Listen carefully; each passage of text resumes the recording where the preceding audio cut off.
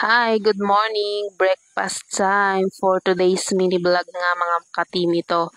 Ito ang agahan namin ngayon. Ayan, itlog at ano dyan. At ito nga yung pusa, yung mingming namin dyan. Kumakain na din siya. Nagulam siya ng salami. Ayan, dinurog ko lang yan at kumakain na nga siya. Naubos nga din niya yung pagkain niyang yan. Ganyan yan pag naandito. At ito nga pagdating ko dito, dumaan ako kila ate para kumuha ng ice candy. Sabi ko, kuha nga ako ng ice candy mo, ibibenta ko dun sa mga kasama ko sa trabaho. At ito nga pagdating namin, sumakay nga siya sa akin kasi nga hiramin niya yung motor ko. May bibilihin daw siya sa looban. Kaya yan, kinuha niya na yung motor ko. At ito na nga, nandito na ako sa my store. Naghihintay ulit ako dyan. Ito nga yung mga ice candy ibebenta ko sa mga kasama ko dyan. O ice candy kayo dyan.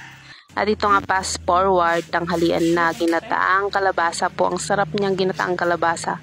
Luto nga pala yan ni Tita Gus, kaya yan. Napakasarap niyang ginataang kalabasa. Kumakain ba kayo niyan? At ito nga walang kasawaan na dragon fruit. Hindi naman ako nagsasawa sa dragon fruit. Ayan, last na din yan. Ito lang po. Bye. Thank you for watching. See you in my next mini vlog.